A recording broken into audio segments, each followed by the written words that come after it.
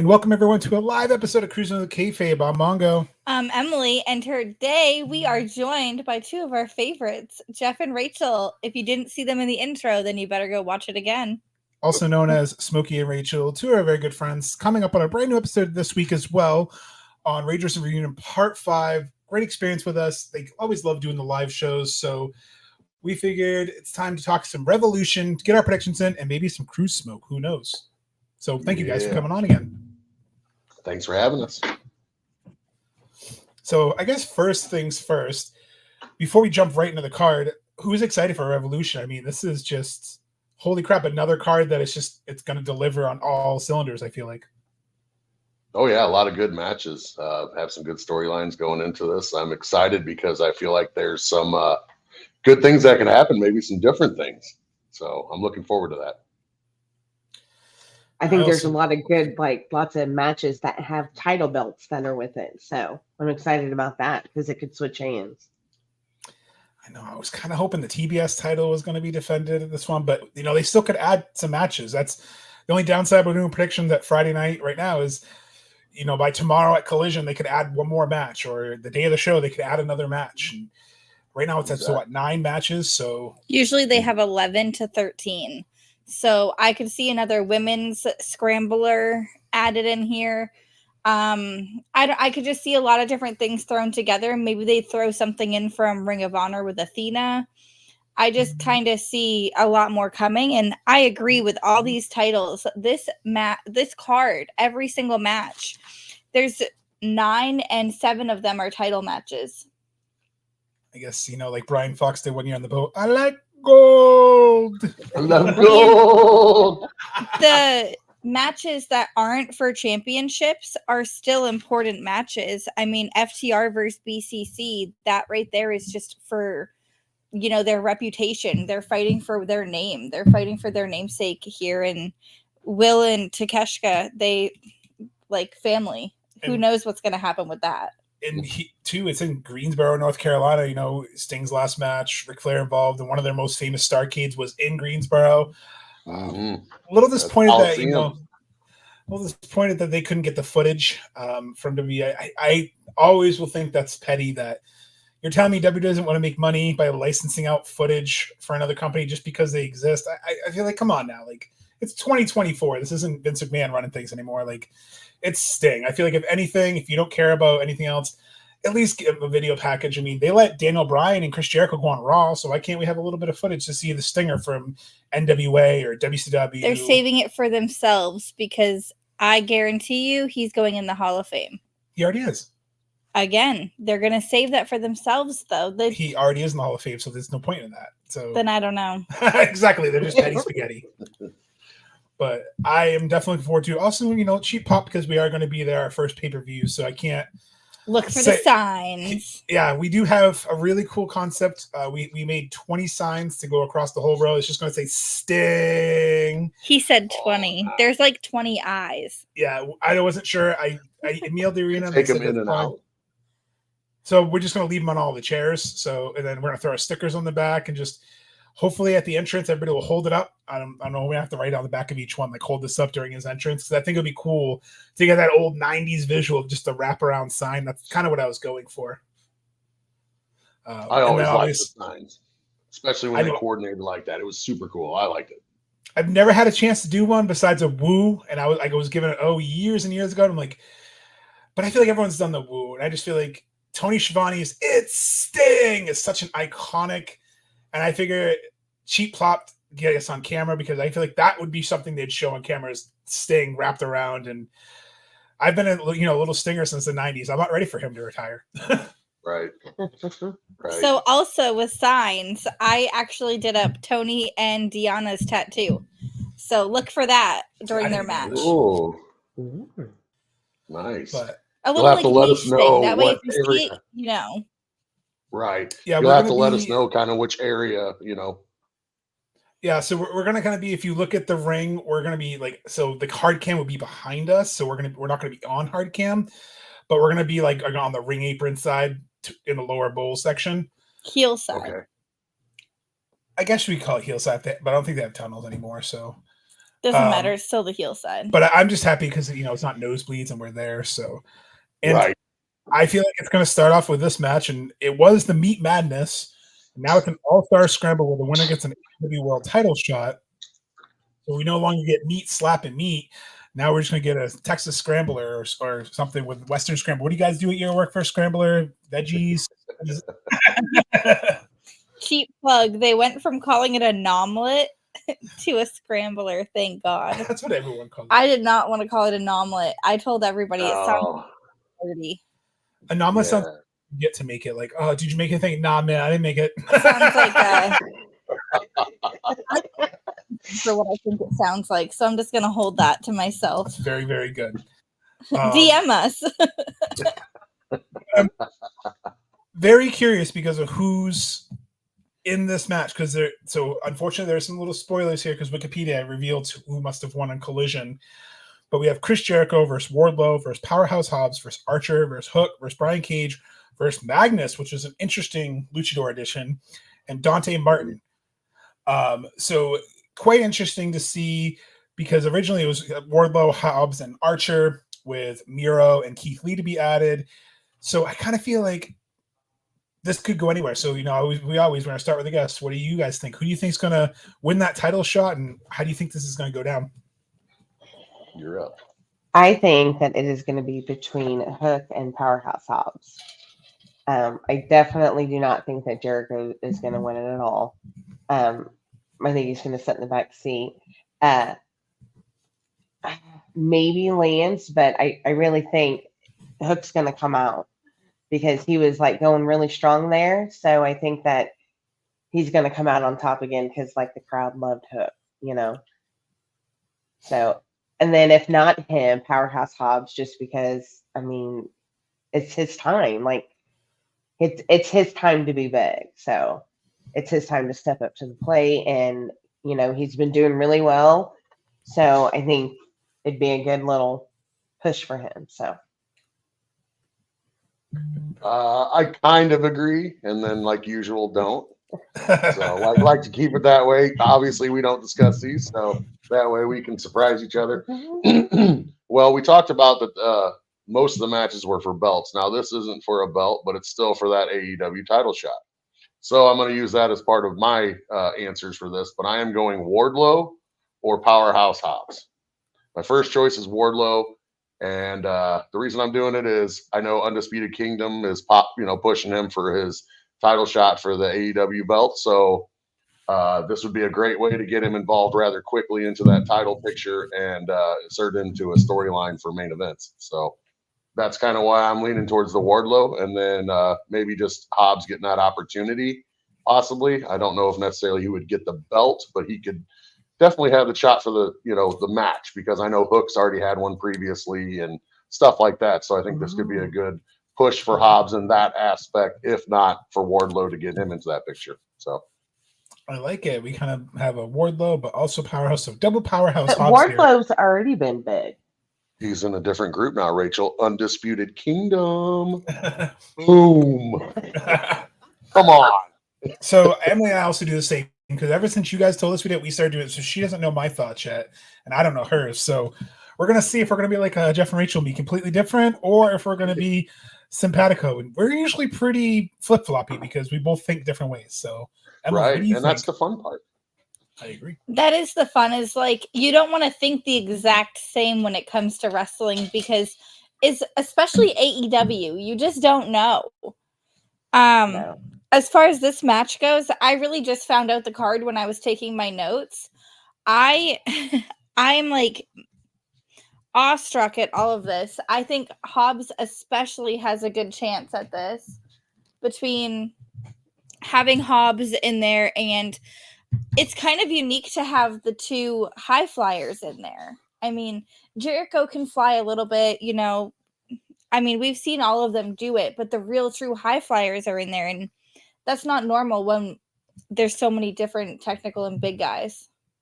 I think they changed it to a showcase because they still want to showcase the skills. So we're gonna have to put you on the spot here, though. So who gets that world title shot? It's gonna go down to Dante and Hobbs because they've also been building Dante up, and Listen, we're ragers. We know that cruise smoke happens. Yes, it does. Watch Yes, out it for the does. atrium now.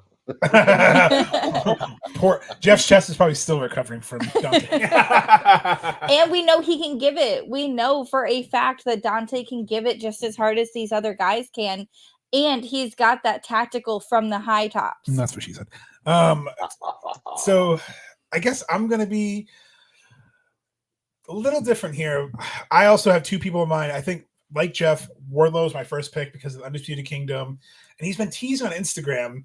He's been posting a picture of like the ring when he gave MGF, when he got the Sonics ring in the ladder match, that big gold donut thing. He's been kind of showing his career highlights and his facial expressions. I don't know if you've noticed, but every time the Undisputed Kingdom, he gets annoyed, like, oh, here we go again, another person that's gonna push me in the corner, and I'm not gonna be able to do anything. So I almost feel like he is gonna get this, but it's AEW. Just when you think it's going one way, they go the other, or they have other plans in mind. So my second person, I think I'm gonna go out complete left field here, but I think Brian Cage. I almost said him too. Because he hasn't really had that big push. He hasn't really had that big moment. After the Team Taz split up and the Mogul Embassy, he kind of he's been there. He's been like the right-hand man, but I feel like he's never really got a chance to shine. So I think it comes down to Cage and Wardlow, the final two, however they do this. And I could see either one winning because I could see Cage getting a big pop. And even if you, again, like a Hook situation or like a Hobbs situation, I don't see him winning the title, but I can see him being built as a serious contender because they got to build up that big man division. Because I think that was why they were doing the Meat Madness, is they want to show the big man division because let's face it, they got some Monstars on there, just like in Space Jam, they got the Monstars there. I mean, after we get women's title matches, could we get a beef title? I don't want any more titles. They have too many titles. That's it. Yeah, but they're distributed pretty well. And if they do combine the trios, they could have that. I don't know. They could make Ring of Honor and AEW just a little more different. But we have Wardlow, Hook, and Hobbs. That's same. So good picks. Yeah. And I think again, Dante's there to showcase. I think Magnus is going to showcase Hook, and Hook could be a sleeper pick. You guys are right too. Hook could be a sleeper pick. Yeah. So that's what's great is, like Rachel said, he's so talented. In that title match with Joe, he showed up. He was like, bring it, keep bringing it. Like he didn't quit. And then I will say Taz popped me on Dynamite this week when he was like, I'm sick of nepotism. I hate second generation superstars. And I'm like, wait a minute. Your son is the exact. Oh, Taz, but I digress.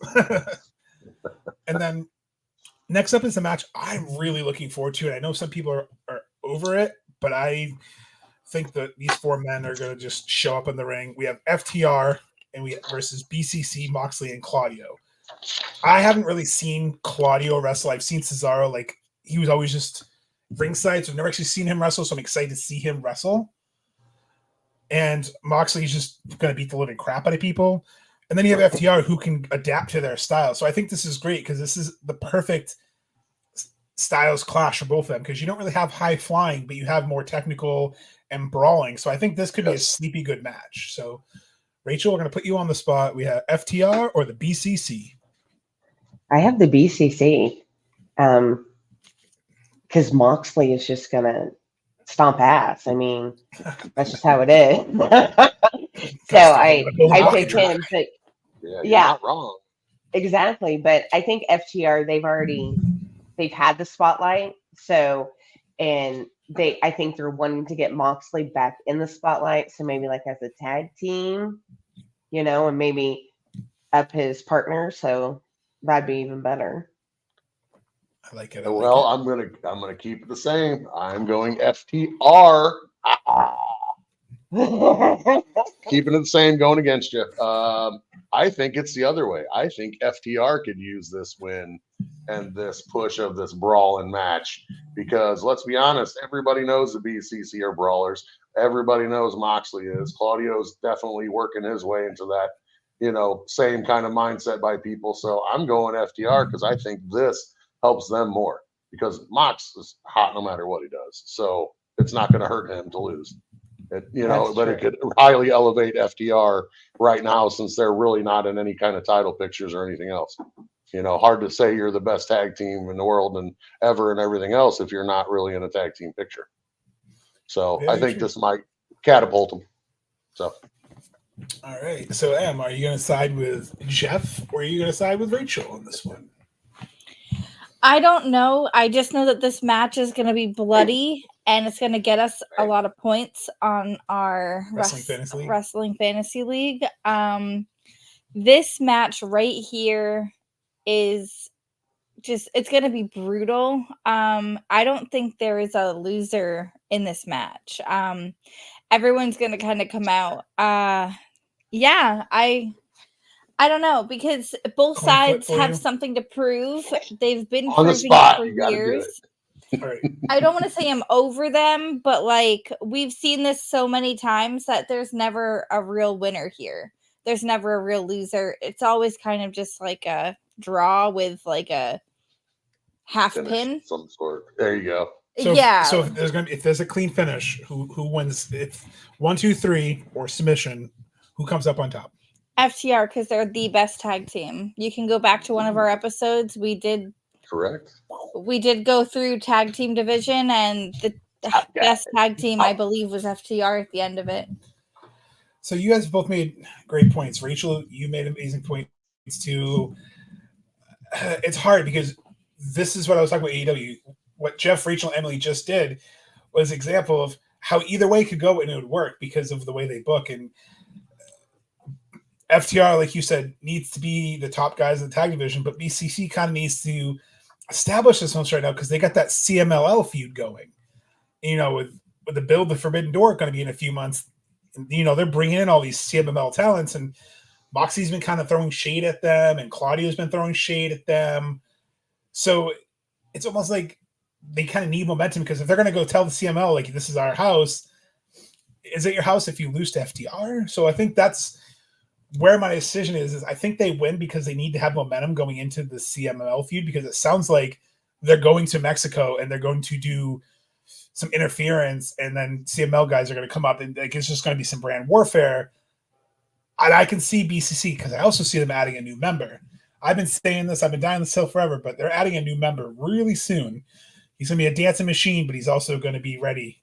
So I think they're going to win because they need momentum and they're going to expand the group, especially Bryan Danielson retiring this year. They kind of have to have that other technical wrestler to keep that group going because Yuta's out with injuries, so they kind of need that, not fall guy, but someone who can go in there and bump around and let Moxley do his thing and let Claudio do his thing. So who's winning? So it's got to be at BCC on this one. Going BCC. BCC, wow. I can see FTR going, but I'm going with Rachel.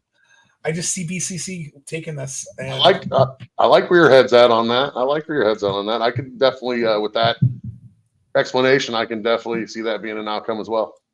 And just, I feel like their feud with the House of Black isn't done for FTR. Like, I feel like they're still, because Mark Briscoe's still kind of feuding, so I don't know.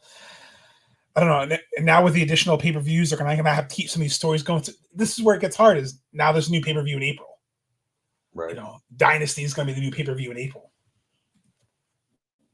No, Jamal, not the BBC. That's a whole other story. That's either a television show or someone's fun time, Tony. I'm good with the BBC. I say BCC on that one. Jamal trying to get us canceled now. Next up, we have the Father's Day match: Christian Cage versus Daniel Garcia, who I feel like we've been standing Daniel Garcia for years, and I'm so glad people are finally giving him the love he deserves. Because I was saying, I think since we saw him at Limitless, like once he develops charisma and a personality, and I'm not saying he didn't have one, but like once he shows it, people are going to connect with him. Because we saw a little bit of it in Limitless, we saw a little bit of it on the boat on Cruise 4, and now it's really shining through on television. I think the fans are finally behind him. So Rachel, put you on the spot. Is it Ann New or Ann Still? Well, I have written down on my paper Christian Cage, because I figured that he would have help from Nick Wayne and the mom. So that's always a plus. Usually that person wins. However, I know whenever you're on the cruise, you are become bigger afterwards. So it might be Daniel Garcia's time. I mean, make a pick. I'm gonna go with Daniel Garcia. Ooh, changed it. I totally did change, yeah, because I think that maybe they're wanting to promote him too, because everybody loves to do his little thing, and he's getting better on the mic and everything like that, and I think he's working harder. So, I was gonna say, speaking of hard, but so we have one pick for Dan Garcia. I think I know where Jeff's going because I saw his eyes light up a little bit when I was reading this. So, and still or and new, Jeff? And new. I couldn't help myself. Sorry. 2 cruises. He's getting the cruise rub from me. So I'm going with him. Like Andrew commented, yes, Christian is doing great work. He's a fucking savage. Savage. His mic skills right now have been fucking phenomenal. But I'm going DG because I want to see something different. I want that fresh look, and he could really use it. He's there. I mean, he's, like she said, he's starting to do everything a lot better and getting more refined, and this could be a good opportunity for him to really showcase it and have his chance. So I like it. So we have an agreement for the first time on that side, but now I know doesn't happen often. Heart is at, but I'm going to ask where her head is at. Exactly. Okay, so there's a lot of things that play into my whole. Daniel Garcia is taking this, but you've got Luchasaurus, Nick Wayne, and Mrs. Wayne outside the ring. I refuse. He is Luchasaurus. So I think that the 3 of them are going to have a lot of interference. So maybe we see the BCC come out and interfere, or Adam comes out because he's not really injured and he interferes. And regardless, Daniel Garcia gets the title some way, somehow. And I think it's going to be like a really fun match in the beginning, but by the end we're going to be on the edge of our seats gasping like, oh my god, did that just happen, and stuff like that. Yeah, like it's going to be a lot of like on the edge of your seat by the end, but we're going to laugh, we're going to dance, we're going to have a great time in the beginning. So I guess I'm going to have to go old NFL Network here and lone wolf it, because how dare you, our boy. My heart says Daniel Garcia, but my head agrees with Andy. Heel advantage. I think Christian wins. I think Father of the Year retains his title. It's just because he's your dad. He's everyone's daddy right now. Yeah, he's my dad too.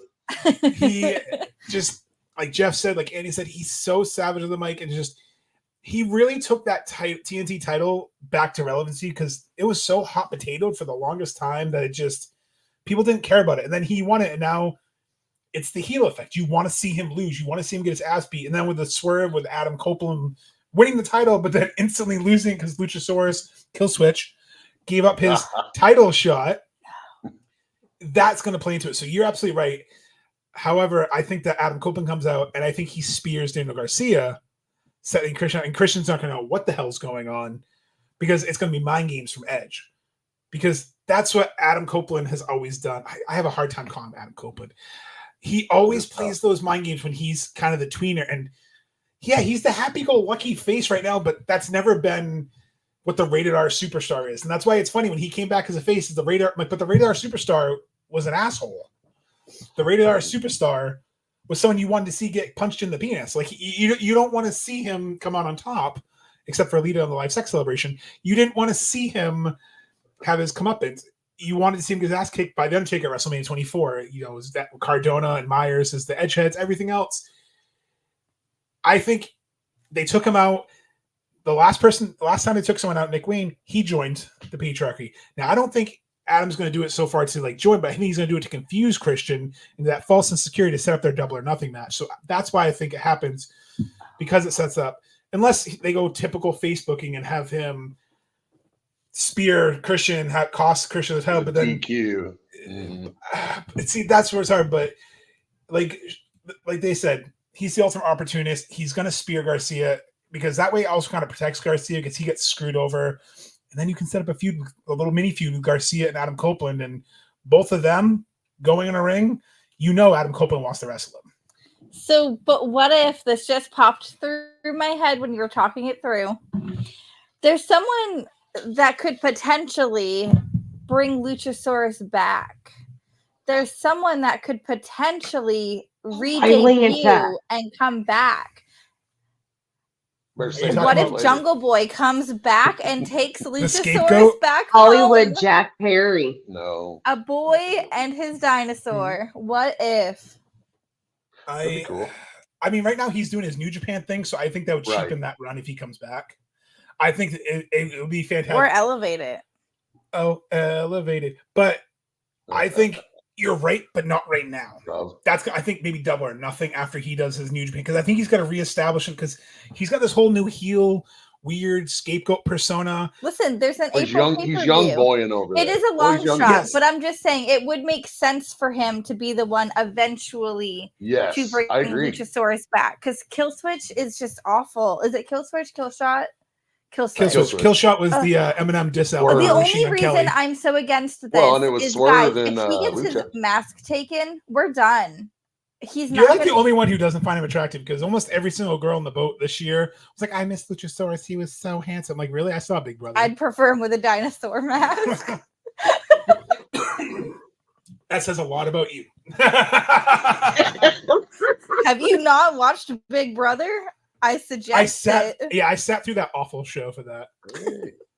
Twin Magic. No, yeah. See, yes. And then Andy saying "Escape." Yeah, it's got to simmer. It's just, right now he's going to go to Chicago. He's going to get that nuclear heat, because think about it. Chicago is fragile Phil country, so he's going to go there. He's going to get his booze. He's going to get his heat. He's going to tell people, kiss my real glass, things like, he's going to do something to keep it going. He already ripped up his EVW contract. Yes, Anthony, it's only 9 matches. So we think that there's definitely going to be an addition. There's no way they keep it 9. I want to see a multi-women's match, tag title, something. That's the only one I think they need to add is Hey, Sharonica. I agree. Hello, Sharonica. I'm prettier. I agree. Or I'm prettier. Like when Christian was his first heel run, he had the I'm prettier. That was my favorite name he did. They take that mask off, it'll be prettier. That's a pretty good one. Chicago's more fun. That's pretty funny. Are we talking the band or the city? Because the band's, I don't know, the band's pretty good. But speaking of pretty good, I think my match of the night, a little bit of bias, but also I think both men are amazing in the ring. We have Will By God Ospreay versus Cinnabon Konosuke Takeshita. Basically an exhibition match, but here's something I noticed. You guys notice how happy-go-lucky Will was coming out on Dynamite, literally skipping to the ring, and then how miserable he looked when the hot dog came out and Don Callis was like, meh. So I think put that in your thoughts when you make your predictions. So do you think Ospreay, Rachel, or do you think Takeshita, or how do you think this goes down? It goes down to bruv. Like, Will Ospreay's gonna have it. Like, he just got there. Like, they're wanting to promote him. I mean, and he was great. Like you said, he came out, he was skipping, was wearing green, talked the whole time. Yeah, I totally think they're wanting to promote him, because he also did what he said he was going to do. So, like, you have to promote the good, like. He's not babyface though right now. Technically, he's in a heel stable. I don't know. That was such a babyface. I'm all I know, and I look know like Christian. She's going Will. Okay, well here you go. In typical fashion, I am not. I am going to catch that, because I'm thinking opposite. Okay, Will's the man and everything else, but he's out there baby facing it up. We already knew he was going to be the baby face in this match, no matter what happened. Oh, see, Andrew's with me too.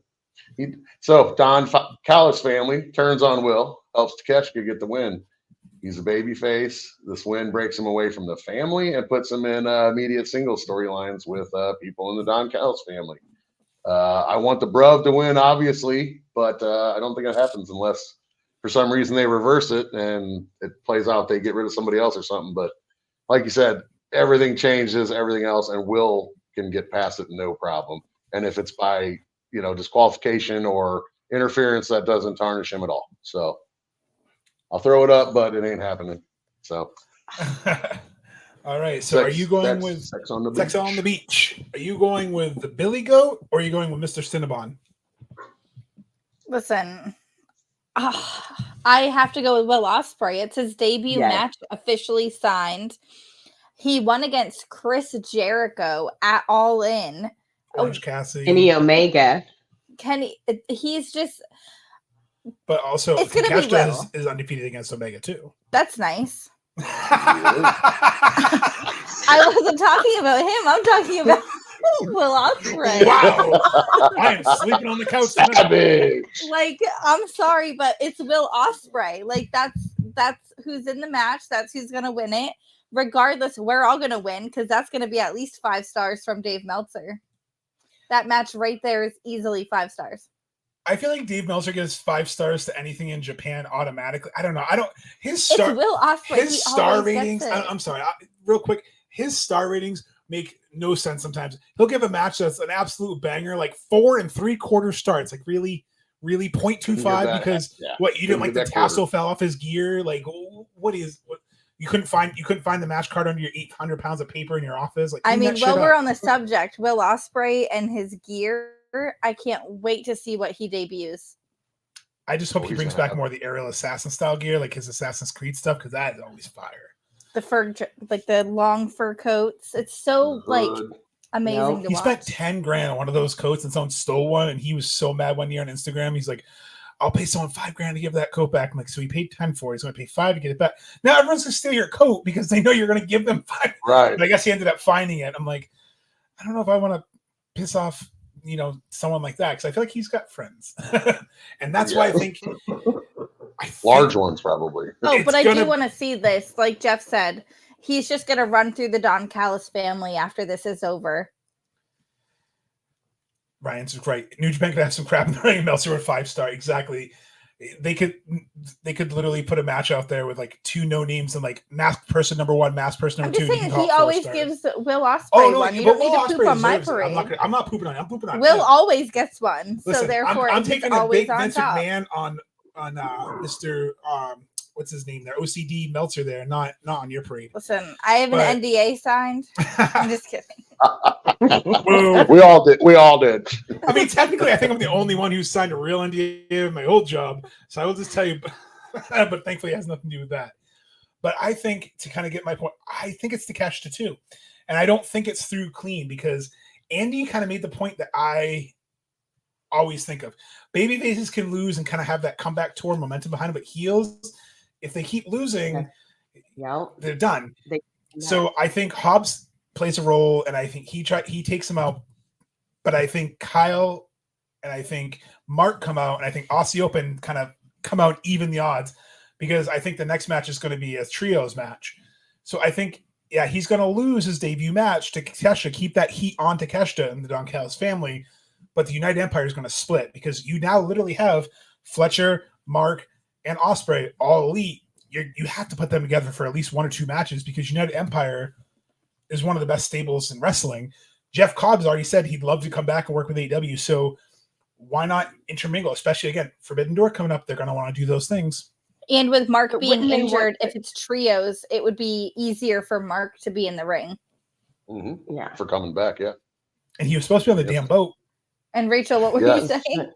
Yeah. Well, I just think because it's his first match, wouldn't they want to like promote Will Ospreay? Of course. See, there you go, Jamal. Thank you. But they can do it not clean, so then it doesn't make him look bad. I mean, I want him to win. I just don't think he will. I think they're going to screw it around because the good guy always wins. Bullshit. Have you seen Sopranos? Exactly. And I think, and that's what we could both be on. That could be a clean win. Takeshita loses, and we have no idea. But I just think I'm just with Jeff. Storyline wise, I think Will can take that loss the right way. Like he's not going to lose clean. It's going to be one of those screwy, like way too much interference. Takeshita get the cheap win, and him realizing that Don Callis, because Sammy's already been putting it out there that don't trust him. He's a snake. Don't let him ruin your career like he tried to ruin mine. So they've already planted the seeds. And even on the cruise, he was. If you looked at. I loved Kyle Days for this. I watched it back enough times when I was making the vlog, cheap plug on YouTube now available. he kept looking at Don Callis, and every time Don Callis was like, the future, he was kind of annoyed looking at him. And I know he's had some visa issues, but I think they held him off TV for a reason. So I think, and then we have someone, Anthony, saying Monet will face Julia from New Japan. I think that could happen. I know she's done with Stardom in a few months. I think that could happen as well. Yeah. And Ryan thinks that will turn on the Callis family. That could be Forbidden Door. Ooh. Well, And I think- and back to the point of that too, with the baby face and heel point. Takeshita is not really a heel. You know, let's be honest. The group and Don Callis are heel. For him, he's just kind of there trying to, you know, and he does that a little bit, but you know what I mean? But let's be honest, when he joined, he's a baby face and everybody liked it. So, you know, I think this is harder role for him. And like they were talking about previous in that comment, he needs this heel heat way more than Will. Will not lose heat. I mean, he's going to be so over and so hot no matter what he fucking does. It's almost sickening. I love the guy, but he doesn't need it. And I think it's really hard to have someone like Takeshita take that heat Agreed, though. without having someone behind it. Like Will, I think if you bring him in as a heel right away, it's not going to work. It's going to be kind of like when Stone Cold turned heel. Like people want to cheer Will right now because he was the hottest free agent. He came out at Full Gear, was like, I'm all elite, bro. Let me finish. Just let me finish. Like his first promo as an active member. And then at the press conference, he said how much he loves Tony, how much he loves AEW. I can't see him flipping into the heel role unless it's something he does, but it just doesn't make sense. So I think you have to keep him a face, and the only way you can really do that is Takeshita. And Jamal is absolutely right. You don't always do big stars in AEW who lose their first official match per company. Just saying. I agree. That's true. There's a first to everything, Jamal. Just like later tonight, there'll be a first. There's a first for everything in AEW. When we were on the cruise too, first title change ever. There's a first for everything. So You have a point. That's all. True on both sides. True on both sides. And again, it's hard because this next one is the one I could see going either way too. You have Eddie Kingston versus Bryan Danielson for the Triple Crown title, the New Japan Strong Ring of Honor title, and the Continental Classic Championship, I think it's called. So this one, you have Eddie Kingston, who hasn't really done too much, versus Bryan Danielson, who, you know, he's on his retirement tour, as he said. So, Rachel, do we see Bryan Danielson getting one more title before he goes, or do we see Eddie Kingston getting the victor over someone he's just been a pain in his ass the whole time? Well, Bryan Danielson whipped his ass the other night, man. Just beat the shit out of him. So he did. I mean, I agree. it's coming. So, and I also think that, like Eddie Kingston, like his time with those belts are done. Like you said, it's his retirement tour. So, and he really hasn't had the big push in AEW. He hasn't really won anything yet, you know. So I really think it's Bryan Danielson's turn. Yeah, I'm gonna go with him. See, this was a tough Just one thinking. for me. Well, because I want to thank Eddie in a lot of ways, just because I feel like he's going to last a little longer.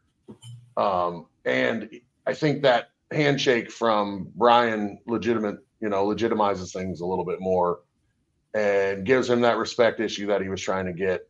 But man, it would be really nice to see Bryan Danielson get that Ring of Honor World Championship again. So, oh man, I got to stick with who I wrote down. So I'm going Eddie, even though my heart wants to say Bryan just for that ROH World Championship. So yeah, I'm going Eddie, I guess. Jeff is sticking with the Mad King to retain his crown. Yeah, that was a tough one. All right, Emily. And new and still. And still, I think that And part of still. Bryan doing this is to make sure that everybody is seen through what he's doing. He's making waves with who he is wrestling in this last year. There's a reason for all of them, and this is the final match, I think, between him and Eddie. This is it. And Eddie's going to get the payoff with the handshake. I like where you guys are going, but again, I got to lone wolf it. I know Andy says that Danielson has the advantage in the most recent beatdown, like Jeff was saying and Rachel was saying. That's why he's coming back. Voting with adverse hard as well. Hey, it happens. Saying Bryan winning and Eddie being champion, but Jeff said it. I was leaning one way, but Jeff, you meant mine. He's retiring. The first title Bryan Danielson really held that meant something to him was the Ring of Honor title. And what better way to go out than to go out with a title that you helped popularize? I can see him taking it. I can see him winning, because whoever beats Bryan Danielson is going to elevate that belt, is going to be legitimized. And that's what Ring of Honor kind of needs. It needs to be the NXT black and gold. It needs to be like what Athena's doing with the women's title. They need a men's champion to do. Eddie Kingston's been solid, but I don't think he's been really on Ring of Honor showcasing that title. And I can see Bryan Danielson doing a few matches there and then losing to someone on like a super card of honor. Right. Dropping that title. Get the views. Because that's where I think my head's going to go is, if I'm trying to sell a super card of honor during WrestleMania week, Bryan Danielson versus someone is going to put a lot of asses in those seats. Yeah, I love Eddie Kingston. I just don't see him winning clean. I think Bryan Danielson will win. I think he's going to be a little upset, but I think he's going to win. I think it's going to be a brutal match. But I don't see Eddie hurting from this loss either, because him winning the tournament was kind of his like respect. He, came down from 0-2, like the Sox in 04. Nobody thought he was going to come back from 03, and he did. He pulled out. He pulled that out. That hurts me when you pull that out. All right. I'm sorry. I forgot you're a Cardinals guy. it's more about fuck the Yankees than fuck the Cardinals. I know. But that's what I think, and I think a lot of people are. We have people saying Danielson. We have a lot of Kingston. I think Rachel and I are kind of lone wolfing it here a little bit. Like, there's not a lot of people saying Danielson. We have Shadrick saying that Danielson too. So it's still. So I feel like I'm on my own hill here. So I guess if it happens, woo. If not, you guys are right. Hey, like I said, I was kind of split. I mean, I'm 70-30. On my pick, because like I said, the Danielson with the Ring of Honor belt just is kind of iconic. So. No, I think so. I think it's going to be a great visual too. And speaking of visuals, Anthony's asking about AEW's new logo, new stage. Yes, there will be a new stage. I think it starts this Wednesday coming up. They're rumored Tunnel's back, so we'll have to see what the new setup looks like. And then we have after Evolution, Jericho take. I think so. I think Jericho's gonna take another hiatus to go with Fozzy. And then God bless Dave Roberts. Yes, that steal, Ryan. That steal. But yeah, I think Jericho's more God no. Well, speaking of God bless, next we have a match that the gods blessed us with, because it's two of the best women, I think, in AEW currently. We have Timeless Toni Storm taking on Deonna Purrazzo. And love both these women. I think they've put on a fantastic promo and build up to it. Even if Bully Ray doesn't understand the story because he wasn't watching it, just the story from the tattoo to the friendship. I love that they blended in their past. Deonna came in. She came in on fire. It's probably one of the best debuts they've had in a long time. And then you have Timeless Toni, who's just she's killing it with her gimmick and the whole Mariah May and the All About Eve gimmick, the AMC Classic. Like, it's just been fun, but it's hard to predict. So, Rachel, I don't envy you going first, because this is definitely one of the toughest ones, I think, to predict. Agreed, because Timeless Toni Storm does a wonderful job. So she could possibly keep winning it and keep going, because everybody does love her. However, I have Deonna down because I think it's her time to come. Like, I think Timeless Toni Storm has ran her course. Yep.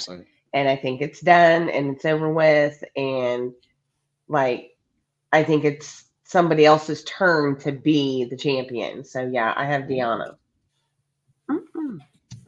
Okay. Well, I'm going to keep it the way we always do. And I'm going the opposite. I'm going with Toni Storm. Chin up, tits out, and watch out for the shoes. He pulled his shoe off.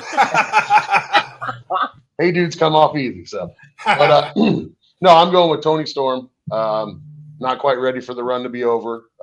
Characters really developing. Love all the black and white and vignettes and stuff. I will say, though, I'm a fan of Deonna Purrazzo. I'm super happy we got her. She's a great worker. Awesome to meet her on the cruise and stuff as well. I think she'll get her cruise push, but I think this is just a hair too quick, in my opinion. I mean, I don't know if she's quite at that hot level to get it right now. I think obviously Luther and Mariah May get involved and they do cause something in this. And then my one Mongo tinfoil hat thing would be maybe it goes opposite and Mariah May fucks over Tony and Deanna wins. But I'm going to kind of do the same thing. I'm going with Tony, but it's like that 70-30 thing. I got that little tinfoil thing for Deanna just because I would love for her to win. But you're correct. You're correct, Jamal. She's awesome. Ooh. Right. We know who Emily loves. We know she likes to chin up, tits out, watch for the shoe as well. I mean, that's her name in her fantasy league. So I know what her heart says, but what does your brain say? And still or and new?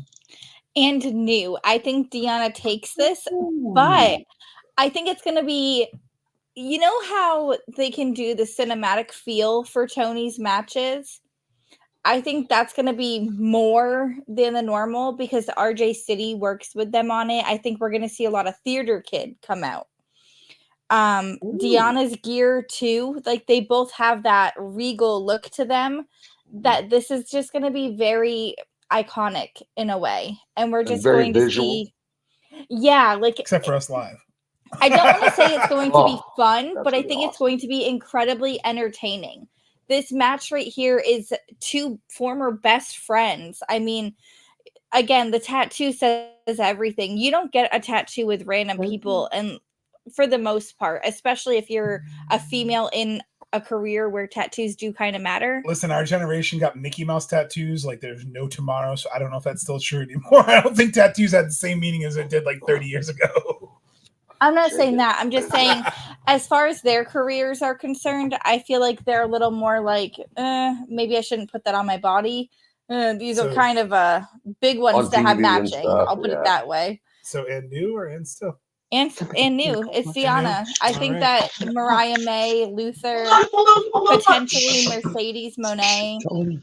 I think that it's just going to be very different. And I think it's time for a change.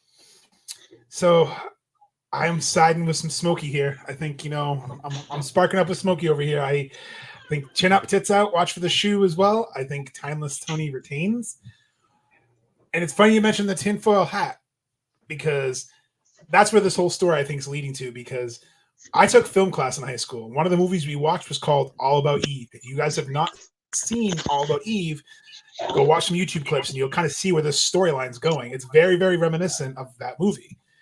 In that movie, a Hollywood star thinks she's the queen of everything. She thinks she's untouchable. She's Meryl Streep. She's like, oh, I'm the best. You can't touch me. Oh, you peasant. Just like Timeless Tony.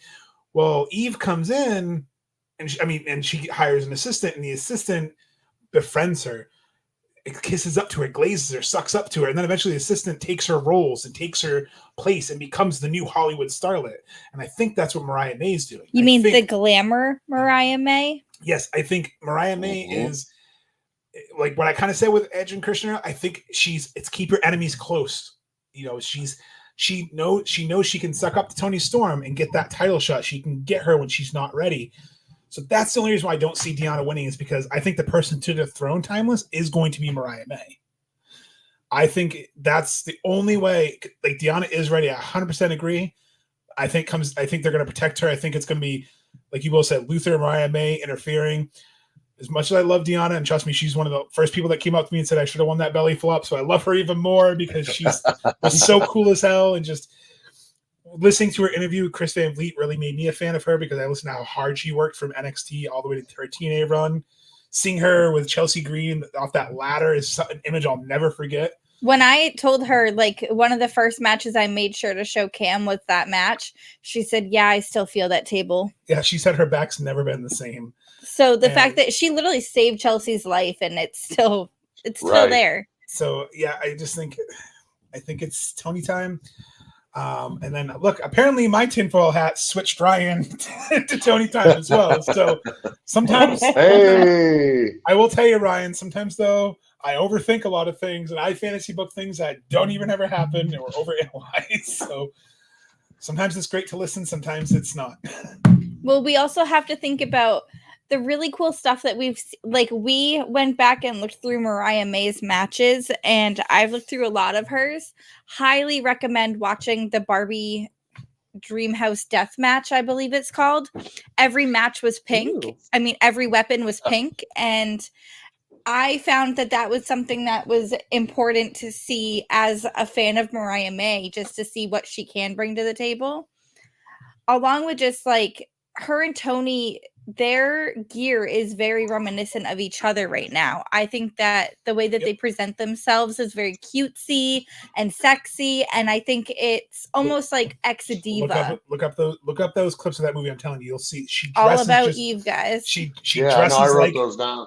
she dresses like her in the movie. It borrows a lot of Hollywood tropes. I mean, but I think it came on like the 60s or 70s. And if you listen to Mariah May, she says she knows that she won't always be used for wrestling, but she's going to make sure she uses her other assets and stuff like that, because she did do theater and stuff like that. So Mariah's interview was really cool. And that's what television wrestling is. She made a good point of saying that, is that, you know, a lot of wrestlers will sit there and complain because they get signed to WWE or AEW or TNA and they are mad they can't wrestle every week. Well, find your way on television. It's television.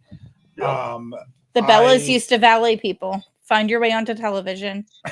Jamal wants to know where he can find the Barbie. I got you, Jamal. I'll post it in our feed. So yeah, I want to see that too. I wrote that down.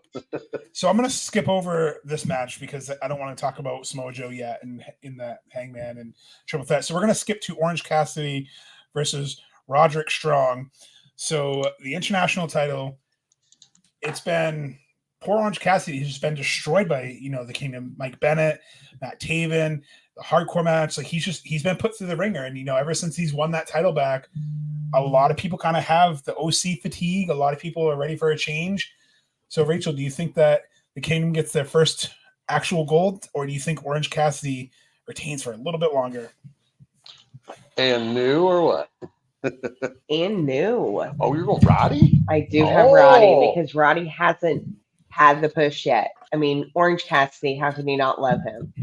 Like, he's always going to be, you know, big in AEW, I think. So I think Roddy needs the push a little bit. So I'm going to go with Roddy. I like it. I really love that you said that, but damn. Well, I'm a Roderick Strong fan from back in the Ring of Honor days and stuff. It was one of my guys. Met him, did the meet and greet with him and all that shit. Man, I'm a big fan, and I love to say the Messiah of the backbreaker, because it doesn't get said for him very much anymore.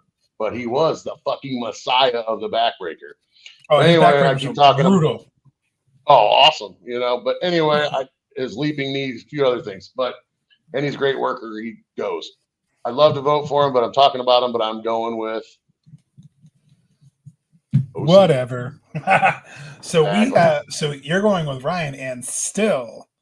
All right. Yep. And still. I hate to do it because, like I said, I love Roddy, but I don't like his stash. For real. I love his mustache. It would be nice to see Kyle come back. I agree with that. Yes. So, I'd love to see some. So she's thinking. It's tough.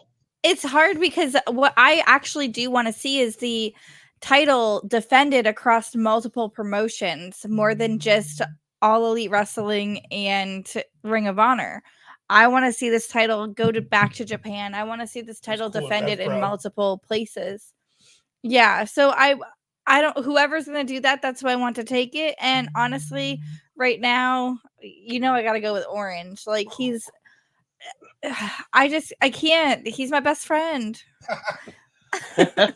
So Rachel and I have been simpatico tonight. You and Jeff are kind of on the same wavelength. I think that always happens. It's kind of comical. It seems to. Yeah. I'm going with Neck Strong. I'm going with Roddy as brand new champion because I think the Messiah of the backbreaker needs his first gold in AEW. You know, But is this the first gold that they get? No, they had the tag titles, didn't they? Well, they have the Ring of Honor titles, but I mean, like, singles gold. Like, since they declared their mission, though, they came out, they declared they're going to take all the belts. You can't say we're going to take all the belts and then lose to Orange Cassidy. That's not their style. You have Mike Bennett, you have Matt Taven, AJ's favorite tag team, the Kingdom. You're going to have them interfere. It's Orange is going to lose because, as much as I hate to say this, the fatigue is real with a lot of people. I don't feel that way, but a lot of people are sick of seeing him as champ. He doesn't need a belt right now. Jamal says he doesn't need the belt. No. Roddy needs the belt. The United Kingdom needs that belt. Or they need to go back to Ring of Honor. Well, and that was kind of where my head went is, do they, since they got those belts, do they get the trios? Then do they try to get the world and the television and kind of run Ring of Honor to kind of almost bring it back to where it was for a point? Because a lot of those people were there when it was in its heyday. I was there watching them. So I actually wanted a different match for us at Revolution for this title. Maybe we see it happen in April, but who doesn't want to see Will Ospreay and Orange Cassidy fight again? And Will Ospreay will travel that title. But I think that title is not, I don't want to say beneath him, but I don't think that's the first title you give Ospreay. You go big or go home with Ospreay. You give him that big, beautiful gold belt. I want him to go then we're big. going to talk about that world title, and we're going to say right now that we already think there's going to be a new person, and Will isn't going to feud with this person yet. Hold on. It's not there yet. Orange Cassidy does not need the belt. I see you're saying Orange Cassidy can feud with Ospreay down the road. They can have their rematch. They don't need a title on the line. They didn't need a title on. They need a story, and I think they can have the story. That rematch, Orange Cassidy can get his win back. I think Roddy having it, you kind of lead me to the point that I was thinking too earlier was, do you remember NXT Black and Gold, the Undisputed Era? They had all the belts. I think they're kind of running back that Undisputed Era because Adam Cole is being the mastermind. He's not mentioned to be ringside, but Adam Cole is going to be there to interfere. And like Anthony said, I think Kyle O'Reilly comes back. Love to see that. Yep. I do Love too. to see Kyle O'Reilly. I think poor Bobby Fish being in MLW, he could have had a chance too, but I'll never see Red Dragon get the titles because Bobby Fish decided to quit and go nowhere. I'm sad about that too. I'm a Red Dragon fan. I'm a big Red Dragon fan. I can see what you're saying, like him traveling with a title, but I can see Roddy traveling title too because he wrestles in Japan. He wrestles everywhere. I can see where then it's easier if someone. I don't think he's a big enough name for that to matter. Yes, I think he. So you only know him from NXT. And he was huge in Ring of Honor. He traveled the world. He was huge in New Japan. I think he's big, more big than you give him credit for. It's just the way he's been presented the past few years. But I think it's because it matters to stable. It doesn't say he's going to have a long reign with it. So maybe someone like an Ospreay could take it off of him, or someone could take it off of him eventually. I just see him being the one to dethrone Orange because they've been the biggest pain in Orange's ass. They've been the one like Moxley when Moxley beat him.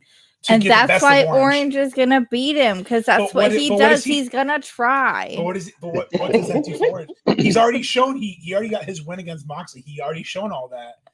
And what better way for Kip Sabian to get that belt than to beat Roddy? Why can't I just see? I guess here's the thing. I don't want to see Roddy. Give me Kip versus Orange. Kip can take the title off Orange next month. It's okay. To go, Emily! But yeah, I mean, I do get where Emily's coming from too, because if you look at what he was, his Undisputed Era, he was there, but then they kind of reduced him down to the cruiserweight stuff, so you didn't really see him. Even though he was cruiserweight champ, people don't really think about it. He was cruiserweight champ for like 10 months or something. I mean, he had a really long run with the belt. It just wasn't really televised or that, I don't know. I don't want to say necessarily exciting, but it wasn't, the best matches and everything else, even though I'm sure they had some great ones, but Roddy was a Triple Crown winner in Ring of Honor. I mean, he's done it all there. He's a big name there and one of their OG guys in some ways. So maybe he'll take a page out of Fish's book and change his look completely because Bobby Fish is unrecognizable yet again. Have you seen? Did you guys see Bobby Fish when he completely shaved like facial hair and hair? He like aged 30 years. I'm like, what happened to this man? Yeah, I saw that because he's kind of synonymous with that stash because he's always had a pretty good stash. I'm not a stash person per se. Like Roddy, he's got like the cop stash. Makes me want to go. Freeze, I was going to say, Roddy's got the FBI agent. Yeah. That's what I'm saying. If he had, because Bobby kind of had a little curly cues, not much, but his is a little bit more of that vaudevillain. Like a vaudevillain. Hi, fellow kids. Do you guys have any drugs for me today? Like that's what I feel like Roddy is. He's that guy that when you're in high school, hello, fellow teenagers, any drugs for me to buy today? Yeah. Like, oh, this is the narc. Yeah, exactly. And then Got any yes, pots Anthony, for sale? Red Nothing Dragon to is push. Fish is still an MLW. I don't know if he signed or not. I just know he just showed up there. That's what Emily's talking about. He kind of came out with a ginger bald look. It was kind of an interesting choice for Fish. But He it's- looked better as a Bond villain. I He was agree. good vaudeville. And I think Yes. this match though is besides Sting, because obviously that's why we're all going and all want to see. This next match is the match that, since I found out it was a possibility, I've been wanting to see it. Samoa Joe versus Swerve versus that lying son of a bitch Hangman.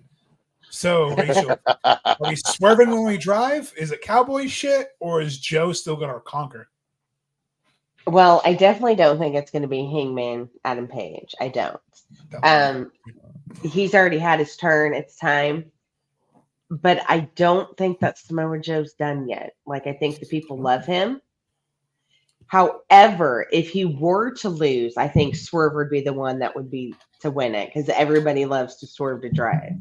Plus, I didn't know he could rap. He's a good rapper too. So, but I think it's his time again because he was on the cruise. He did amazing stuff on the cruise. So I think it's his push. But I think Samoa's going to keep it. Joe's gonna kill you. But okay, in a typical Rachel and Jeff fashion, I am going the opposite way again. So I am. Oh, I'm swerving when I drive. One of the most over people. I think it's his time to shine and get his first ever singles gold. Joe has done well, and I'm a Joe fan. Don't get me wrong. I don't want it to sound negative because he's still a good worker and still, all that. But I think he was like almost a veteran.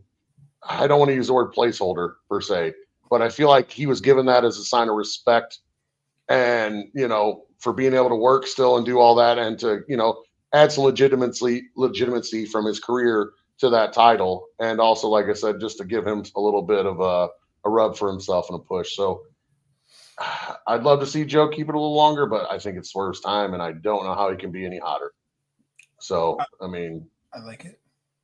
So. I'm just trying not to laugh at. He just said that Joe's going to rub himself. So That's true. Someone's gonna have to rub him because it ain't gonna be that championship title anymore. She's fucking Swerve's taking it. I think that this is his time. I think that he has run this course and it comes to the prize. He could have feuded with MJF. I think that he easily could feud with MJF again. They did leave MJF off with a ton of different storylines to pick from when he comes back. So, I mean, I'm okay seeing Swerve take this. I'm okay seeing Hangman. He does deserve a better title shot than he had last time. That title run was a little like Joe's has kind of been. I'm just ready for something new, fun. It's time to put the title on someone that has a little more charisma. I agree. I think he's a wet raincoat instead of a wet blanket. I do love that Swerve put up on Instagram that picture of Joe in the poncho from Mania because that was savage as hell. Yeah, I saw that too. I've been talking to Jamal because we all know who Jamal wants. I've been talking to him back and forth. Jamal, he's also going to go. I think it's time too. So Jeff, you're lone wolfing on this one. I think it's time because of what Rachel and Emily just said. Him being so hot right now, it's the right moment. Strike while they are in. So I look back at the Acclaimed. Jeff said Swerve. Oh, I thought Jeff said no. Jeff said Joe. He said Joe wasn't done yet. I did. No, that was Rachel. Oh, she's a Joe. I like Joe, but like I said, I flip flop that. Yeah, no, I just did it because it was his respect, and everything for him being a vet. And I think, like you said it perfectly, he hasn't really had that definitive title run. He wanted it from MJF, had a couple matches, took February off, kind of like Roman takes every month off. hasn't really defended it, and I feel like it's not a knock at him, but I think they're setting it up because I think this originally was supposed to be MJF for Swerve because Emily nailed it right on the head. I think when MJF was trying to figure out who the devil was, he ran into Swerve, and Swerve basically said, "We ain't finished. We ain't done." MJF's injury obviously kind of put a kibosh and everything, kind of really hurt the plans.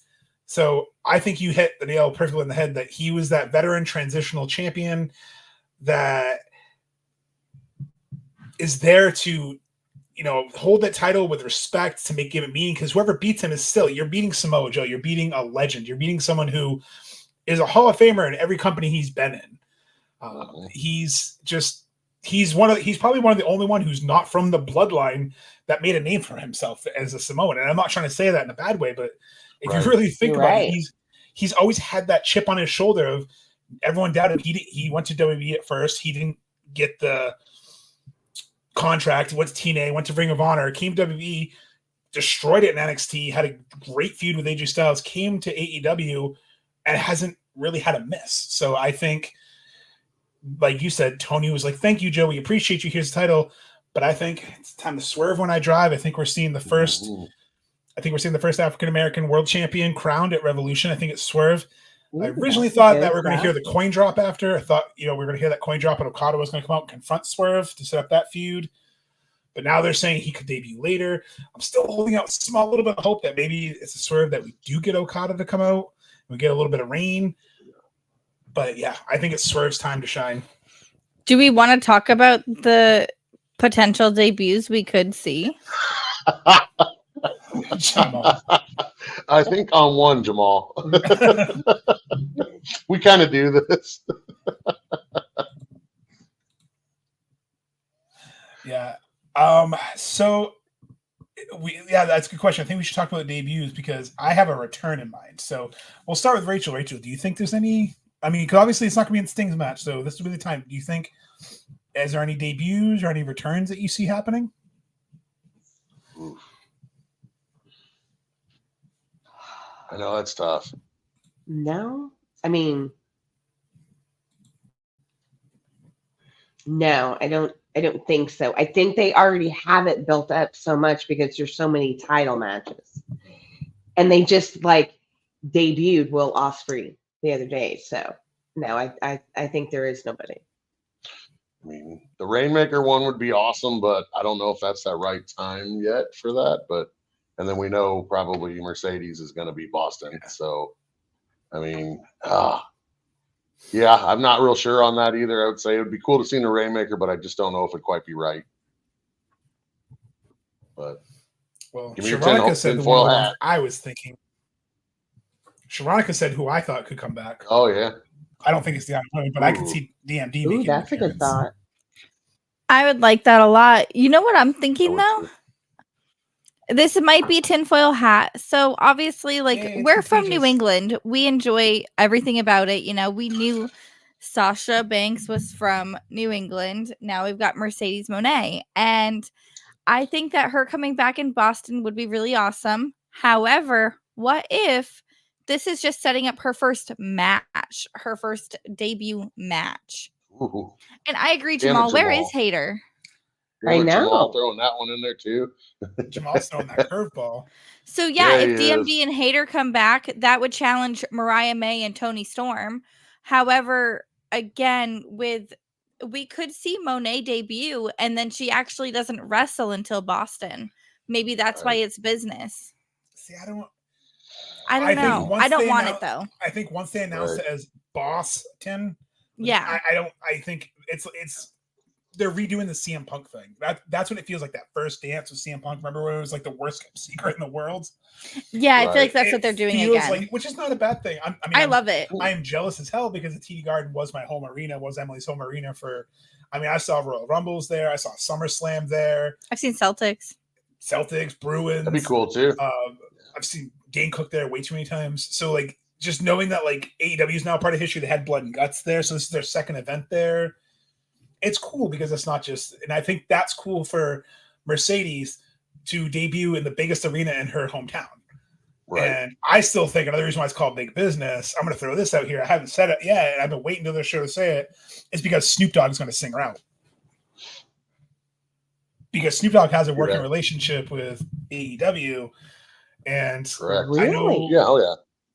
So yeah, it's and Snoop Dogg's her cousin, so I can see like her calling it even if it's just she comes out and she's like, it's time for the real balls to make her, and like just have her come out, like instead of Tony saying we are so excited, I can see Snoop Dogg saying, well, we got someone here for you that represents Boston, and have him come out. And I think that would be an amazing moment for Mercedes. So that's the only reason why I can't see the first pop being at Revolution. And it's not that I'm doubting you. I see it. They want it for Boston. They want that everyone knows. And it's going to be just like when Punk first debuted, and just they hit that static in the whole place. Like you had the guy crying and people jumping up and down. Right. I can see that. Like I can see our friend from Market Basket, the one who loves her, being shown on camera jumping up and down. Like because people don't realize Mercedes Moné has like a cult following. It's not like, oh, she's got some Sasha. Like, there was a joke for a while. There was Sasha stands. Like they're a whole different breed. And you know they're showing up in Boston. Yeah, I think honestly, it's not that I want Monet to debut here. It's just like, oh, it could happen. Yeah, I can see. I think Jamal threw that curveball. Yeah. I think DMD Hater. See, that's hard. But my one, I don't think it's going to happen. But I think if we're going to throw some statistics on here, I think it's like a 20% chance. I think our scumbag makes his return after Swerve wins. Since it's not going to be Okada, I think because we haven't heard anything from him at all. And the dirt sheets are saying this, but they're the dirt sheets. They get fed misinformation all the time. I mean, JBL has a famous quote that he loved Dave Meltzer. He's like, you could feed him a bunch of bullshit, and he was the best storyline propagator of all because you could feed him a bunch of bullshit and he would go with it. He'd push it, yeah. You don't think someone like, TK or Will Washington, who works on creative, you don't think he knows how to work the dirt sheets? He was the dirt sheets. So, oh my God, speaking of this, who is it that was like twisting words from the locker room on purpose for the dirt sheets? Because I loved that. Oh no, I think it's absolutely real quick before we get into the main event. I think it's funny that Brian Alvarez came out and was like, "Wow, they're not being told their stories and they're a little upset." Weird. Wrestlers who are your sources are not getting secrets to tell you, and they're upset. Gee, I wonder why they're not being the ones being told. Right. So Ryan, Hater has actually been injured for almost a year now. So between her time off and now hopefully coming back, she should be back any time now. I think that her time frame was 9 months or so to be out.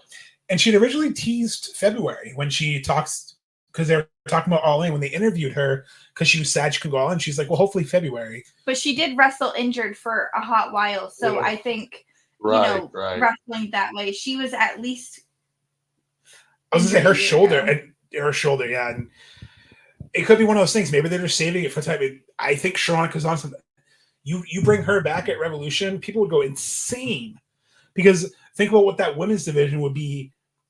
Essentially, either one. Post-April, you're going to have Mercedes, Hater, you're going to have DMD, you're going to have Deanna, you're going to have Tony Storm. Like, the top of your division is so loaded.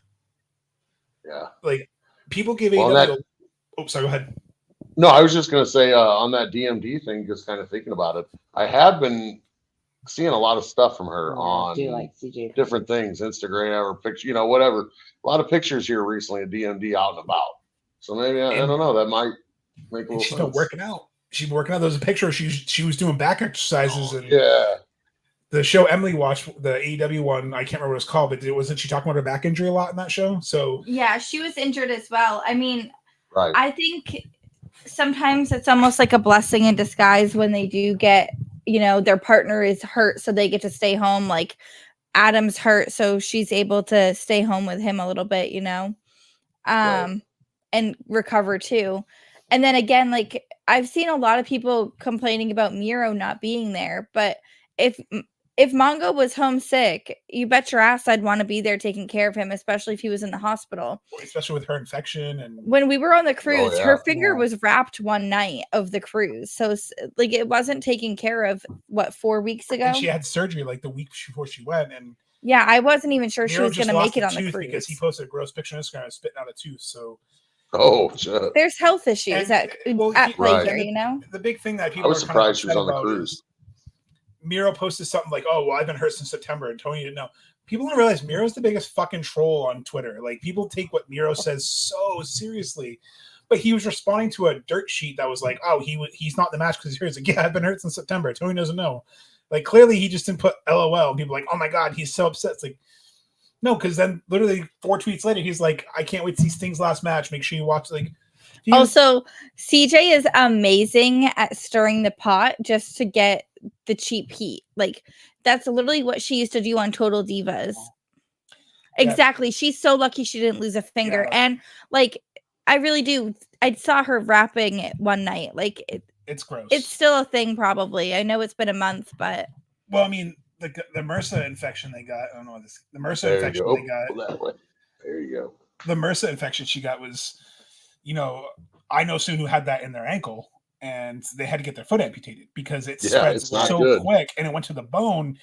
And the problem is, and not to get too graphic here, the deeper an infection goes, the harder it is to take care of it. I don't want to go too graphic.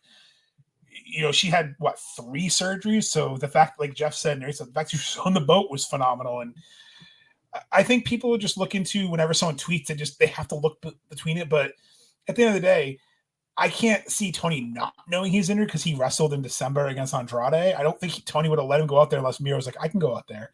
So I think people read too much into it. Just like this next match, people are really upset about because the Bucks are facing Darby and Sting, even though Tony basically gave carte blanche, I don't know if that's the right word, to Sting to basically pick his entire run, according to the Sports Illustrated article. But 3 years ago, he had a really good interview where he talked about how Matt and Nick Jackson were some of the best tag team wrestlers in the world, and they don't get enough credit. And I wasn't a fan of this match at first, just because when they first heard, against the Bucks, I'm like, why? But the story they've told in this short amount of time makes me want to see Sting kick the living shit out of the Bucks. I can't wait to see this match. So, Rachel, I'm going to put you on the spot, the hardest one. Does Sting and Darby retain, Sting go on top, or does he go out looking at the lights? No, Sting goes out on top. You cannot have your last match and not win. Like, you have to win. Plus, Darby too. And the Bucks, I mean, they're always going to be the best tag team, So it's okay for Sting to win his last match. Like, it's not going to hurt the Bucks at all. So Sting and Darby all the way. All right. And then stay true to form. Stay true to form. Young Bucks, baby. Yes, I like it. I'm going Young Bucks, and I'm even putting the Young Bucks and Ric Flair as my winners, by the way. Oh, ooh. There's my tinfoil. I'm going Ric Flair shows that he's still the dirtiest player in the game, and he turns on Sting and ends his career just like you helped make it, because it doesn't fucking matter, Sting. He's the dirtiest motherfucker. You know better. You can't trust Ric Flair.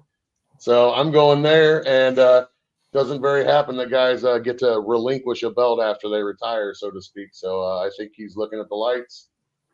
Bucks don't need the belts, but I think it just plays into the storyline because, like I said, I think Flair turns because he wants to stick around, I think, a little bit more and pushes energy drinks and whatever.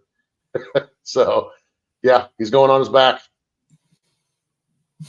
That's a good one. All right, Emily, I know you've been back and forth on this a lot. I know when this build-up first started, you were the same as me. You're like, really, the Bucks? But I know you've kind of tried to change your tune on you wanting to see this match because I know you can't stand the Bucks personality right now. So when they're healed, do we have new champions that make Emily cry, or does Sting retire with the belt to make Emily cry? So either way, Emily's going to be balling her eyes up, but which way are you balling her eyes up? Listen, okay. Darby Allin said, regardless, after he is done Mount Everest, if he comes back, which I was not okay hearing that, if he comes back from Mount Everest, he's chasing that world championship. So he's obviously probably going to be dropping these titles to the Bucks. And we all know how much I just loved the Bucks run. As don't get me wrong, I love their wrestling. I absolutely love it. It's those porn stashes that just need to get slapped off their face. And they need to come back and be the Young Bucks. I can't stand those porn stashes.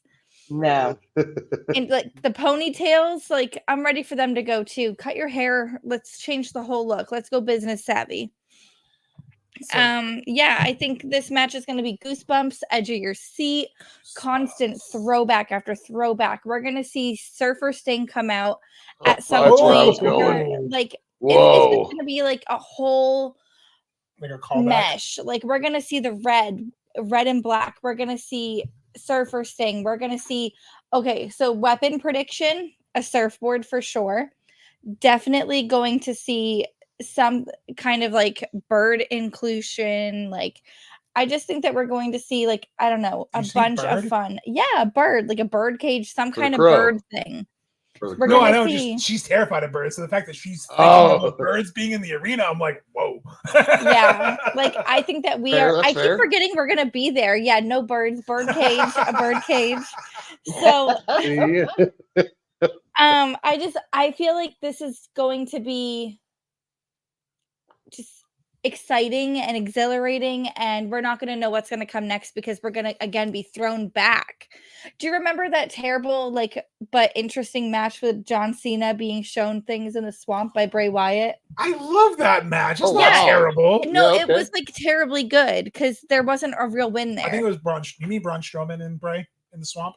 There you go. You're talking about the Firefly Funhouse with Cena. The Firefly Funhouse, but I mixed them together. I mixed the two together in my brain. So like, I think we're going to see a lot of the throwback style with the Bucks being like, oh, remember this, remember this, remember this. And Sting's going to be like, yeah, but do you remember this? And he's going to hit him with a surfboard or something. I don't know. I see cinematic-y. It's not noticed qualification, so I don't know if I see the surfboard. Obviously, tornado. But I'm sure tornado, but I do think you're right. There's going to be callbacks because on this past Dynamite, they had a callback to Nitro with all the hanging bats when he called out. And who did he call out in that final Nitro? Do you know? I know Jeff knows. Do you know? Woo! He called out Ric Flair. So that's why I think Jeff's on to something, because in that final Nitro, he called out Flair one last time. So that's kind of the way I was leading. So I'm so glad Jeff said that, because I'm not going to be lone wolfing on this one.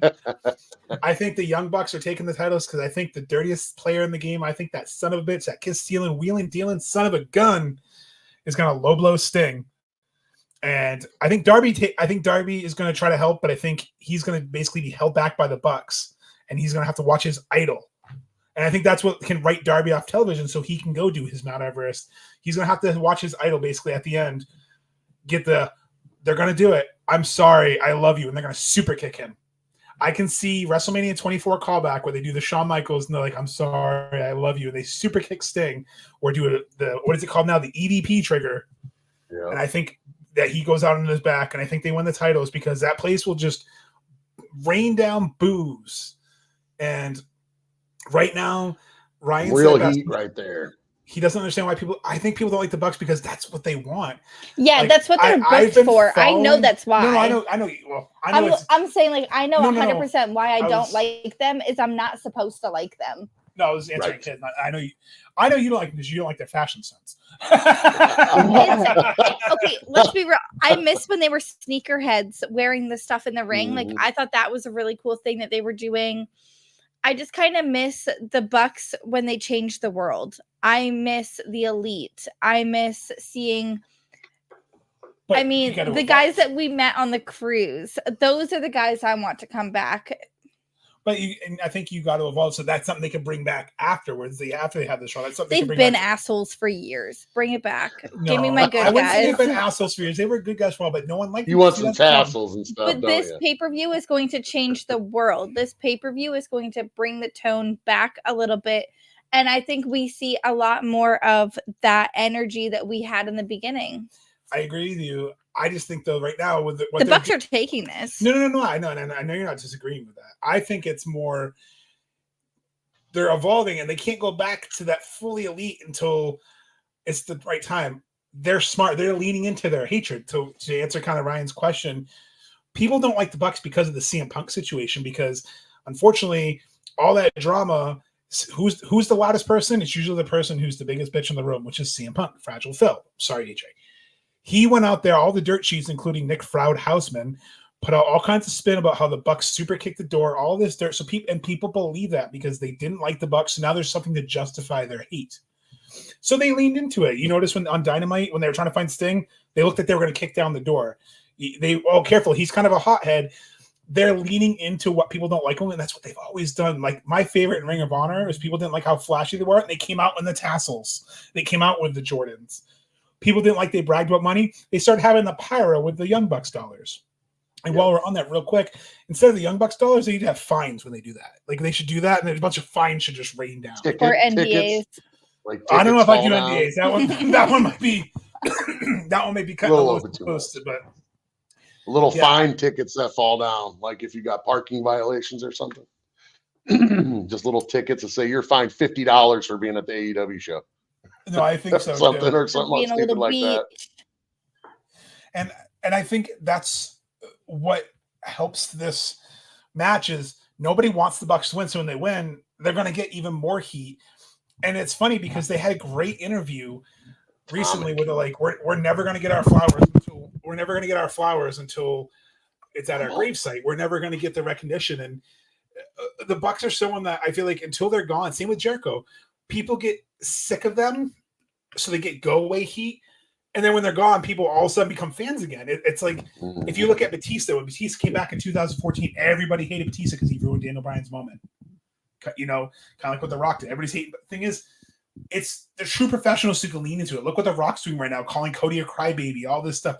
You lean into the heat, you embrace it. It's when you don't embrace the heat, it's when you don't embrace that people hate you, or you don't read the room, that's when you have more go away heat. Like, you know, the Bucks doing this match, winning these titles, people are going to hate it, but they're going to be able to come out with the titles. Watch them change the title. These titles are ugly. As EVPs, we want to make them more us. And they're going to come out and they're going to, maybe they have them like look like tassels or something ridiculous to piss people off. Oh, can you imagine a title belt with tassels? It would be great for toys. It would be so toyetic. Well, it would help that Jazzwares actually fucking ship figures. Yeah. I went tonight and literally still have a bunch of Jericho's and Nyla Rose on the shelf. No offense to them, but I've seen those figures for like 8 months. Oh, yeah, easily. Sure. But I'm ready to give up my AEW collection. Not yet. There's still side collectibles. Use code Dimitri.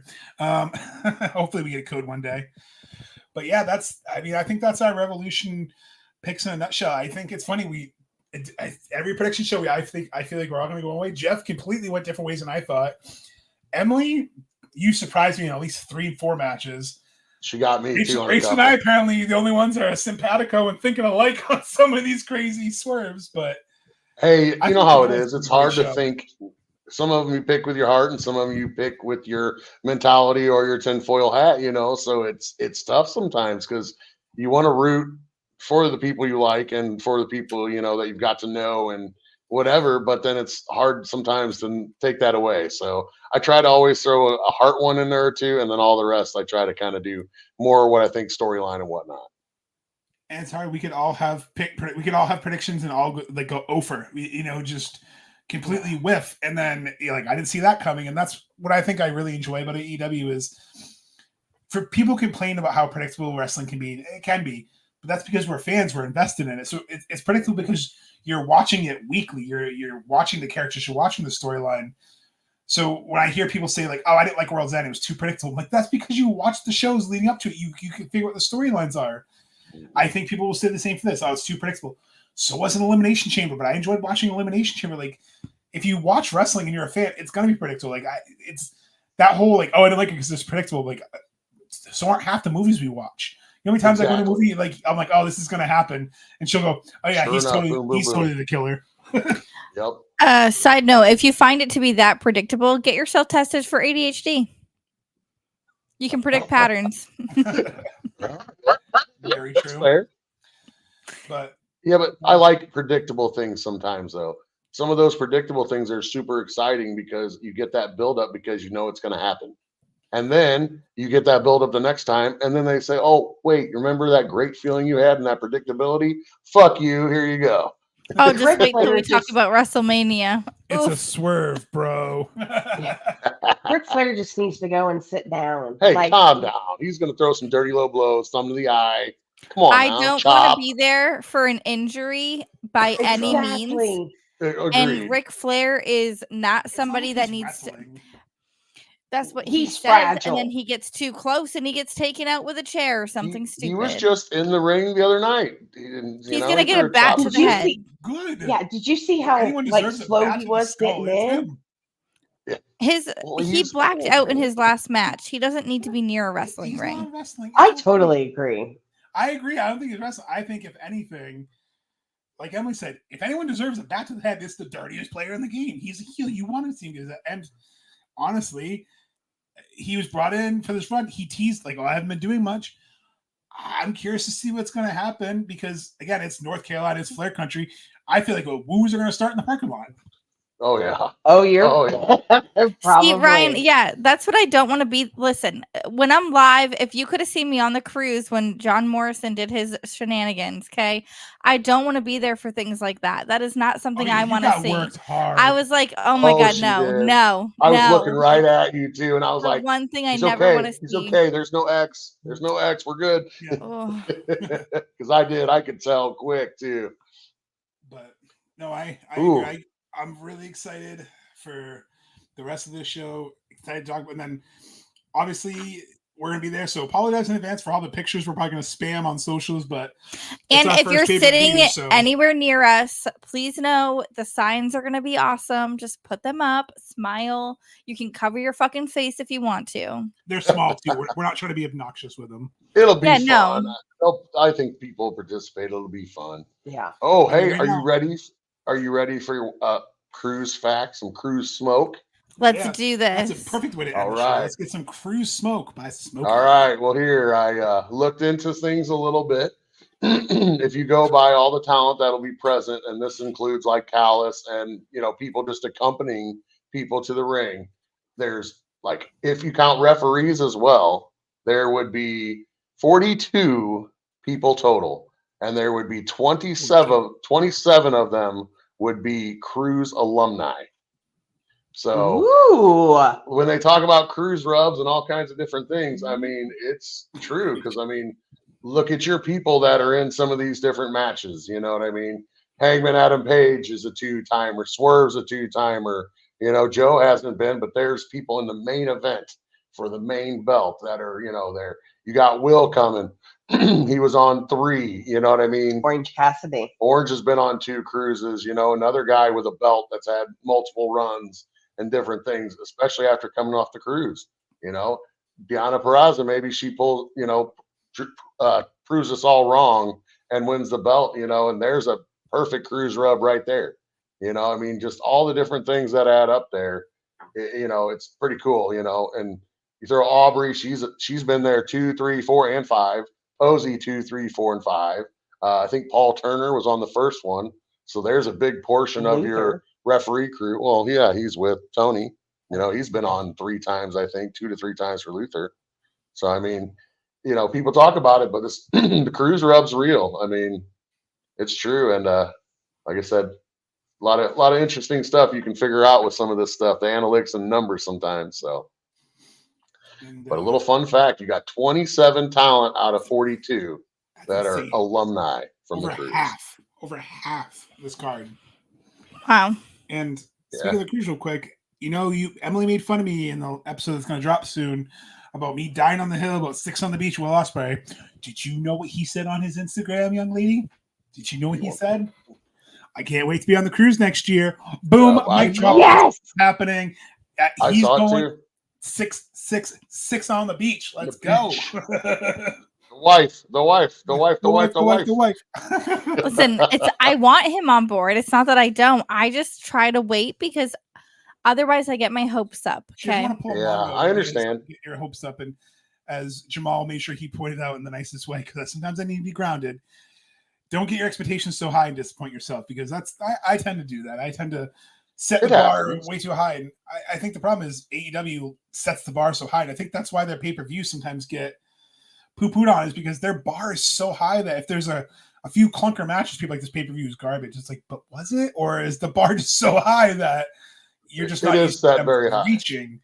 Versus, I've seen some pay-per-views where it's like there was 35 minutes of filler and nothing happened. People are like, it was the best pay-per-view ever. Like, was it though? Right. Yeah. No, I Well, agree. if you do see us, we do have some bracelets and stickers to give out and some posters to put up.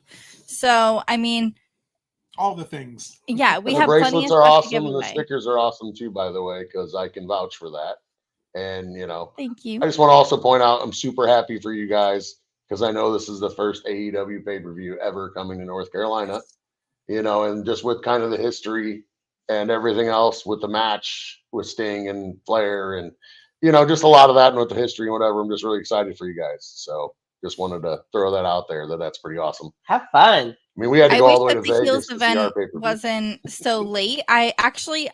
I'm stupid and I'm working on Sunday from 5:30 until 1 ish. She'll nap the whole way down. It's fine. And then I get to Yeah, paint faces when we show up. So if you need your face painted, I can do that for you too. Just find us. Alexa, Yeah. stop.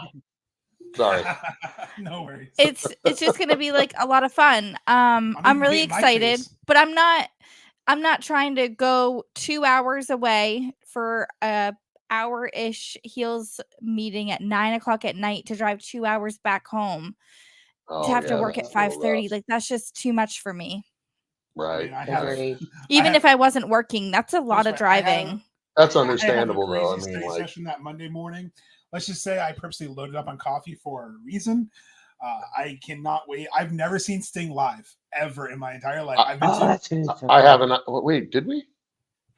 No, I'm talking about at one of the Rampages or Dynamites or something. I thought we Seen did see Ryan. him once. Yeah, I've seen him like stand on side of the ring, and then the two nitros I went to, one I went to was right when he left to become a pro, and then the second nitro I went to, he was only shown backstage in a vignette. So it's like I've never seen him perform. So I'm excited just to be able to say I see Sting, but it's like, yeah, I get to see Sting. Oh damn, he's done. But I'm more excited for Camden because this kid.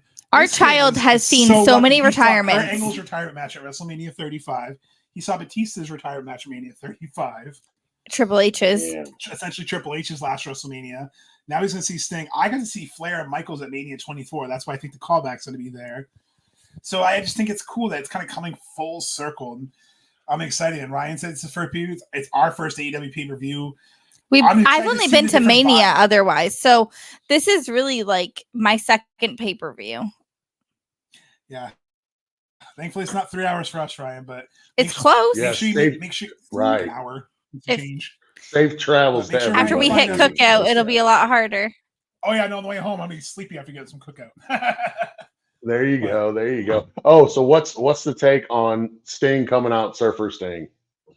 Does he or does he not? I think half surfer, half regular Sting. Nah, he's gonna have a got it. mask, so he can still have the surfer sting or something. I got to see Surfer Sting. Um, That's my favorite Sting of all I think we time. should- I would love to see that. I think it's gonna be the half Sting, half like Crow Sting, half surfer. Jamal had a good point here. What if he does like how Jericho did Double or Nothing with all the different personas in the entrance? Oh, I yes. don't know. Darby said he has a special interest planned. I'm excited because they're going to go all out. And I just can't wait because we have so many people coming. Again, I'm just excited. And I'm excited to watch this. And I'm excited to come home and watch it back and see how the presentation looks. So never been to an event like this where it's this is probably the biggest card I've been to since Mania. Because I've been to pay-per-views, but I mean, I've never been to a pay-per-view where it's this many titles on the line or this big of stakes for something. So I'm excited. And Revolution never fails to deliver. So let's hope it does. I don't know. I I thought love of a looking great at tag match WWE. they could add. Ooh, what's that? The pre-show, they could do Willow and Chris Statlander versus Julia and Sky. There you Ooh, go. that's a good one. And it would get the ladies showcased a little bit too. Yeah. Yeah, they haven't announced a pre-show, so I'm just thinking like a brainstorm Correct. of pre-show people. And it starts at 7. So you know there's going to be at least 2-3 matches. And with Yeah. North Carolina, the Hardys, I wouldn't be surprised to see Matt show up. Pre-show match there. yeah. That'd be a good one. JD Drake, yeah, and Anthony Henry. Ooh, we're Christmas with the Hardys. That'd be a fun one. That would be good. Yeah. I just like to see our hometown people, you know? No, I agree. No, I understand that completely. And you should.